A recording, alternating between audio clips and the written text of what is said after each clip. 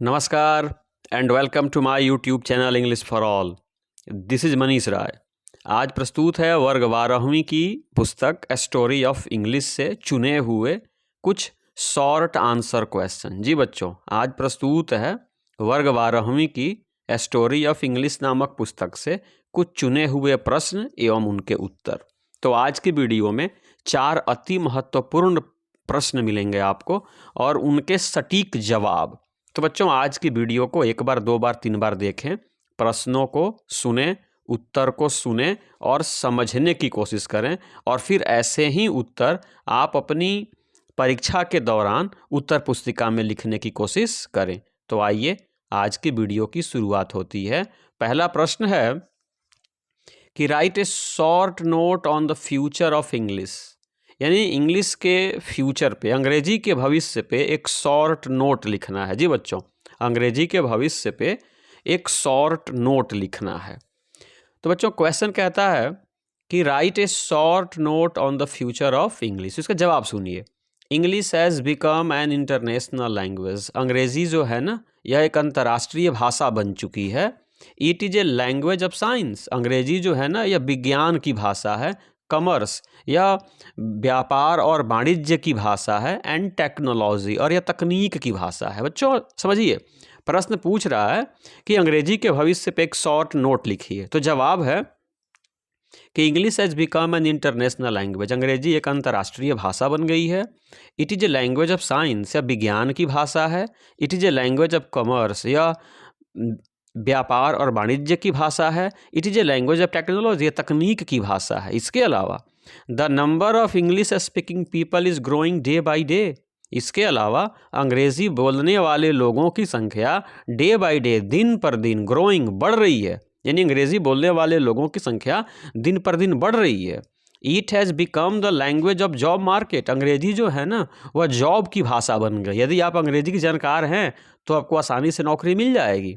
यदि आप को अंग्रेजी की जानकारी है तो आपको नौकरी आसानी से मिल जाएगी। इसलिए कहा गया it has become the language of job market. Even people from non English speaking countries, यहाँ तक कि नॉन इंग्लिश स्पीकिंग कंट्रीज़ के लोग भी आज लर्निंग एंड राइटिंग इट, अंग्रेजी सीख रहे हैं।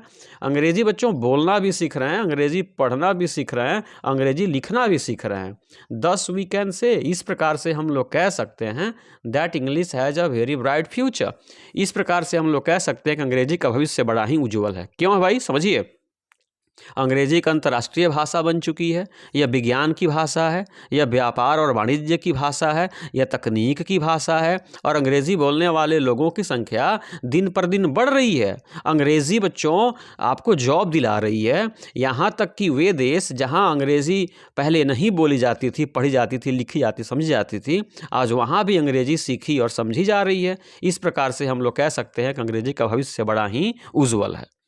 क्वेश्चन नंबर सेकंड कहता है बच्चों कि write a short note on the future of English in India. अब भारत में अंग्रेजी के भविष्य पे एक शॉर्ट नोट लिखना है। जी बच्चों, भारत में अंग्रेजी के भविष्य पे अब शॉर्ट नोट लिखना है। समझिए, English is not only a language but also a passport to jobs in both India and abroad. यानी अंग्रेजी जो है ना, यह केवल भाषा ही नहीं है। Is not only a language, अंग्रेजी केवल भाषा ही नहीं है, but also a passport to jobs, बल्कि यह जॉब्स की पासपोर्ट है। मतलब यह जॉब्स दिलाने में भी सहायक है। इन बोथ इंडिया एंड अब्रोड, यानी भारत में भी और विदेश में भी अंग्रेजी केवल भाषा ही नहीं है, बल्कि नौकरी दिलाने का साधन और जरिया भी है।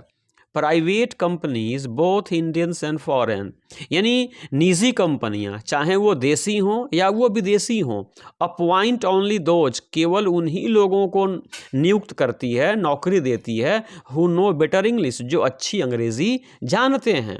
बिसाइड्स, इसके अलावा English is serving as a link language among the people of India. इसके अलावा अंग्रेजी जो है ना, एक लिंक लैंग्वेज यानी जोड़ने वाली भाषा के रूप में काम कर रही है among the people of India, भारत के लोगों के बीच में। स्पीकिंग डिफरेंट रीजनल लैंग्वेजेस, यानी भारत बच्चों विभिन्न भाषाओं का क्या है, देश है। यहाँ के लोग डिफरेंट रीजनल लैंग्वेजेस बोलते हैं, यानी विभिन्न रीजनल क्षेत्रीय भाषाएं बोलते हैं, तो ऐसे लोगों के बीच में जोड़ने का काम कर रही है कौन बच्चों? अंग्रेजी भाषा। दस वी कैन से, इस प्रकार हम कह सकते हैं that English has a very bright future in India. इस प्रकार से हम कह सकते हैं कि अंग्रेजी का भारत में भविष्य बड़ा ही उज्जवल है। इसको फिर समझते हैं बच्चों। English is not only a language but also a passport to jobs in both Indian and abroad. अंग्रेजी केवल भाषा ही नहीं है बल्कि देश के साथ साथ विदेश में भी नौकरी प्राप्त करने का जरिया है। Private companies both Indians and foreign, निजी कंपनियां चाहे वो स्वदेशी हों या वो विदेशी हों, केवल उन्हीं लोगों को बहाल करती हैं, नियुक्त करती हैं हु नो बेटर इंग्लिश, जो अच्छी अंग्रेजी जानते हैं। बिसाइड्स, इसके अलावा अंग्रेजी जो है ना भारतीय लोगों के बीच में लिंक लैंग्वेज के रूप में काम कर रही है जो विभिन्न स्थानीय भाषाएं बोलते हैं। इस प्रकार से हम कह सकते हैं कि अंग्रेजी का भारत में बड़ा ही भविष्य उज्जवल है। क्यों है? क्योंकि ये लोगों को जोड़ रही है, ये लोगों को रोजगार दे रही है, ये लोगों को नियुक्तियां दे रही हैं, इसलिए अंग्रेजी का भारत में भविष्य बड़ा ही उज्जवल है। क्वेश्चन नंबर 3 कहता है कि write a short note on English as a second language of India. यानी एक शॉर्ट नोट लिखना है English as a second language of India, भारत के द्वितीय भाषा के रूप में अंग्रेजी पर एक शॉर्ट नोट लिखना है। तो समझिए, India is a country of different languages, भारत विविध भाषाओं का देश है। बच्चों, इतनी भाषाएं शायद ही दुनिया के किसी न देश में बोली जाती हैं। तो कहा गया India is a country of different languages, भारत विविध भाषाओं का देश है। This English as a second language bringing unity among the people of India. इस प्रकार से द्वितीय भाषा के रूप में अंग्रेजी ब्रिंगिंग यूनिटी, एकता ला रही है among the people of India, भारत के लोगों के बीच में एकता ला रही है। कहने का मतलब है कि भारत विविध भाषाओं का देश है, यहाँ के लोग क्षेत्रीय भाषाएं बोलते हैं, तो अंग्रेजी सारी क्षेत्रीय भाषाओं के लोगों को एक साथ लाने का काम कर रही है। बिसाइड्स, इसके अलावा English has become a passport to job both in India and abroad. इसके अलावा अंग्रेजी देश में ही नहीं बल्कि विदेशों में भी नौकरी दिलाने का साधन बन गई है।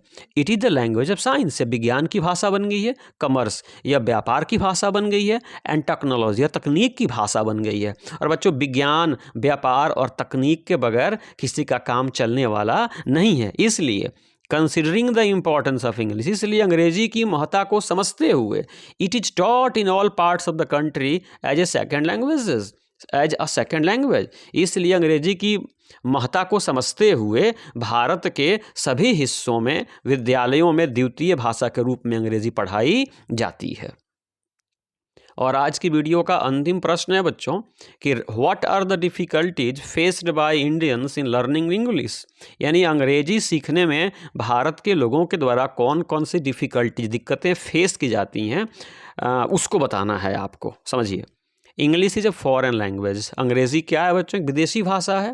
So it is natural for Indians, इसलिए यह भारतीयों के लिए नेचुरल है यानी स्वाभाविक है to face some difficulties in pronouncing the English words correctly, यानी अंग्रेजी के शब्दों का सही सही उच्चारण करने में, अंग्रेजी के शब्दों को सही सही उच्चारण करने में भारत के लोगों को दिक्कत होती है। क्यों होती है? क्योंकि English is a foreign language, अंग्रेजी एक विदेशी भाषा है, इसलिए नेचुरल है, स्वाभाविक है कि भारत को लोगों को इसके शुद्ध उच्चारण में दिक्कतों का सामना करना पड़ता है। The spelling of certain words also creates problems, यानी कुछ शब्दों की जो स्पेलिंग है ना, ये भी भारतीयों के लिए समस्याएं खड़ी करती हैं। The structures of sentences are also different from those of Hindi, और अंग्रेजी के वाक्यों का जो स्ट्रक्चर है, जो बनावट है ना, वो बनावट हिंदी के वाक्यों की बनावट से क्या है? जुदा है। तो ये सारी चीज़ें अंग्रेजी सीखने के दौरान ये सारी प्रॉब्लम्स हम लोग फेस करते हैं। दिस इज़ वाई, यही कारण है कि we Indians face several problems in learning English. यही कारण है कि हम भारत के लोगों को अंग्रेजी सीखने के दौरान कई प्रकार की दिक्कतों का सामना करना पड़ता है। कौन कौन दिक्कतें बच्चों? समझिए, एक, pronouncing the English words correctly, यानी अंग्रेजी के शब्दों का हम सही से उच्चारण नहीं कर पाते हैं क्योंकि विदेशी भाषा है।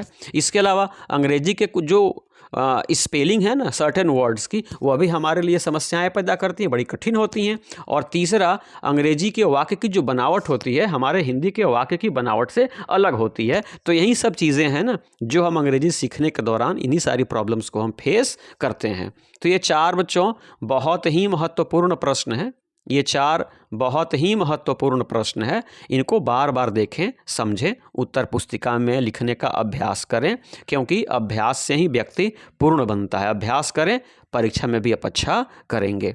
तो अगर आज की वीडियो पसंद आई हो, अगर ये क्वेश्चंस आपको उपयोगी लगें, तो प्लीज़ चैनल को सब्सक्राइब करें, वीडियो को लाइक करें, अपने मित्रों से भी शेयर करें, अपने सुझाव भी दें और इस वीडियो को समाप्त करने से पहले मेरे साथ बोलें जय हिंद।